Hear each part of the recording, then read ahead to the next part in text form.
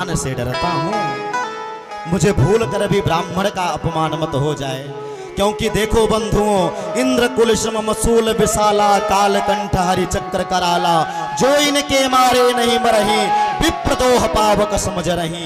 यदि आपने ब्राह्मण से द्रोह कर लिया तो आपका विनाश सुनिश्चित है। एक कुल नहीं कई कुल आपका बिना मारे ही मर जाओगे। भगवान कहते हैं कि आप आग में कूद जाओ तब भी तुमको बचा लूंगा, सुदर्शन चक्र से बचा लूंगा। भगवान शंकर ने त्रिशूल छोड़ दिया तब भी बचा लूंगा, इंद्र ने वज्र छोड़ दिया तब भी बचा लूंगा। लेकिन तुमने यदि ब्राह्मण का अपमान कर दिया तो मैं तुम्हें बचाने वाला नहीं हूं। भगवान नारायण ने कहा और तो और यदि मेरी भुजा से भी ब्राह्मण का अपमान हो जाएगा तो मैं अपने हाथ काट करके फेंक दूंगा, लेकिन मैं ब्राह्मण का अपमान नहीं सह सकता, मैं ब्राह्मण का अपमान नहीं सह सकता। जब ऐसा कहा तो मानो आज रहुगण को नाना प्रकार से ज्ञान हो गया और रहुगण ने कहा कि आपने कहा मुझे तकलीफ नहीं होती, मुझे समझ में नहीं आया। जैसे आप माताएं क्या करती हैं, आग को जलाया, आग को जलाने के बाद बटलोई रखा, बटलोई में चावल रखा, तो जैसे जैसे बटलोई गर्म हुई, चावल पका, तो वैसे वैसे शरीर को भी तकलीफ होगी। जड़भरत जी ने कहा अरे तुमने आत्मा को देखा है, आत्मा कैसी है? आत्मा तो निर्वय पदार्थ है, आत्मा को कोई पकड़ सकता है? नहीं पकड़ सकता। इस प्रकार से मानो अंतोत्वगत्वा रहुगण को ज्ञानोपदेश के माध्यम से जड़भरत जी ने उनको ज्ञान दिया। प्रेम से बोले जड़भरत भगवान की। और इस प्रकार से भगवान ने रहुगण और जड़भरत के संवाद को संपादित किया। इसके बाद की जो कथा है तो दीपों का वर्णन है। परीक्षित ने पूछा, मानो परीक्षित कह रहे हैं कि मुझे खगोल भूगोल के बारे में जानना है, कृपा करके बताइए। सुखदेव जी ने कहा कि यहाँ पर 7 द्वीप हैं, जम्बू द्वीप, प्लक्ष द्वीप, सालमली द्वीप, कुश द्वीप, क्रौंच द्वीप, साक द्वीप और पुष्कर द्वीप। ये 7 द्वीप हैं और 7 द्वीपों में 7 समुद्र हैं और एक द्वीप आवर्त है जिसमें हम रहते हैं, वो जम्बू द्वीप है। और जम्बू द्वीप में केवल जो अजनाभक खंड है, भारतवर्ष है, ये भगवान का हृदय स्थल है। भगवान के अवतार अमेरिका में नहीं होते, भगवान के अवतार जो आप जापान में नहीं होते, भगवान के अवतार केवल भारतवर्ष में होते हैं, क्योंकि भारतवर्ष जो है भगवान का हृदय स्थल है। यदि हाथ पैर पर चोट आ जाए या कैंसर हो जाए तो हाथ काट दोगे तो चलेगा, लेकिन यदि हृदय की गति रुक जाए तो चलने वाला नहीं है। इसलिए तो हमारे शास्त्रों में कहा गया कि धन्य है भारत की महिमा, अहो अमीशाम किम कारी शोभनम। ये भारत भूमि धन्य है जहाँ का हर बाला देवी की प्रतिमा, बच्चा बच्चा राम है। मृदपि च चंदन अस्मिन् देशे ग्रामे ग्रामः सिद्ध बनः, यत्र च बाला देवी स्वरूपा बाला सर्वे श्री रामा। कितना सुंदर भाव है। जहाँ डाल डाल पर सोने की चिड़िया करती है बसेरा, वो भारत देश है मेरा, वो भारत देश है मेरा।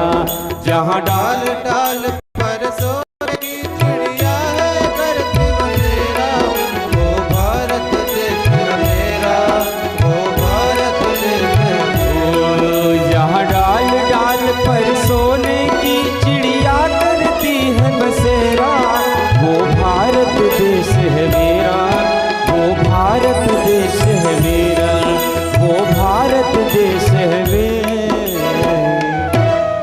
तो धन्य है भारतवर्ष। ये भारतवर्ष है जहां पर भगवान का हृदय स्थल है। देखो भगवान की कथा स्वर्गलोक में नहीं है, और इसीलिए तो मैं कहता हूं जब सब लोग स्वर्ग जाने लगे तो हनुमान जी ने स्वर्ग का भी परित्याग कर दिया। हनुमान जी ने कहा स्वर्ग जाके क्या करेंगे, पता नहीं है।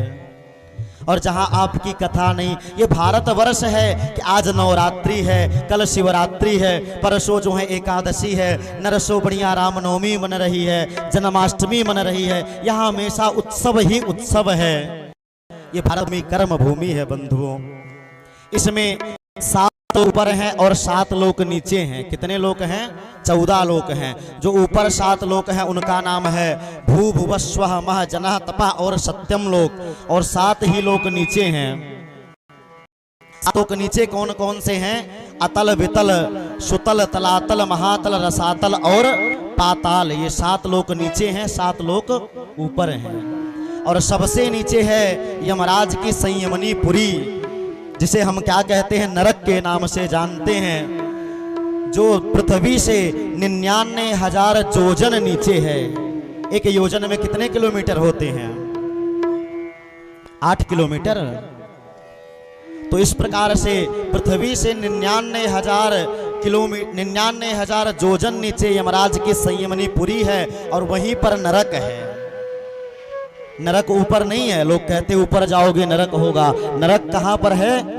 पृथ्वी से 99,000 योजन नीचे है यमराज की संयमनी पुरी। वहीं पर नरकों का वर्णन है, जहां पर 28 प्रकार के प्रमुख नरक हैं।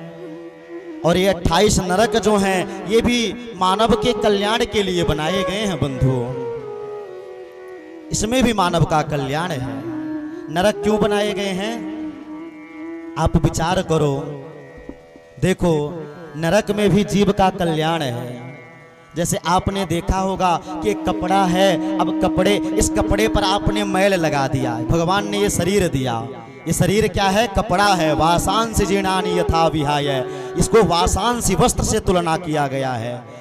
भगवान ने ये हमको वस्त्र रूपी शरीर दिया, और इस कपड़े को यदि आपने गंदा कर दिया, इसमें मैल जम गई और कीचड़ जम गए, तो फिर ये साफ होने वाला नहीं है। फिर इस कपड़े को लेकर के जाना पड़ेगा धोबी घाट, और धोबी घाट पे धोबी दे धुलाई करता है, पटक पटक करके साफ करना है।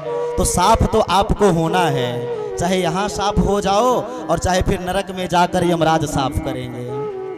हमारे बड़खरा वाले समझदार हैं, यहीं अपनी सफाई कर लो, क्योंकि वहाँ जब जाओगे ना तो नरकों में सफाई के लिए सफाई अड्डा बनाया गया है। कौन कौन सा सफाई अड्डा है? तो बताते हैं कि 28 नरक हैं। 28 नरक में एक नरक है जिसका नाम है ताम्रिश।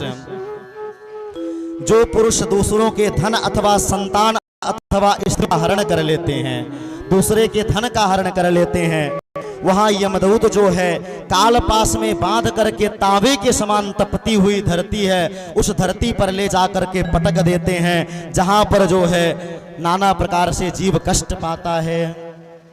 दूसरा नरक है अर्धताम्रिश, जो किसी को धोखा दे करके दूसरे की स्त्रियों पर नजर डालते हैं, उन्हें अंधताम्रिश नरक में पटक दिया जाता है।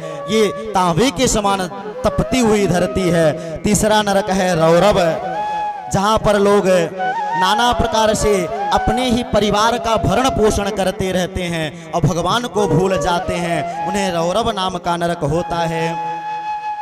एक नरक है कुंभी पाक, जो जीवों की हत्या करके मांस मदिरा का सेवन करते हैं, मांस को खाते हैं, मदिरा का सेवन करते हैं, वहाँ कुंभी पाक नामक नरक में ले जाते हैं, जहाँ पर खौलता हुआ तेल रहता है और उस तेल पर ले जा करके डाल दिया जाता है। इस प्रकार से शूकर मुख अंधकूप नाना प्रकार से कृमि भोजन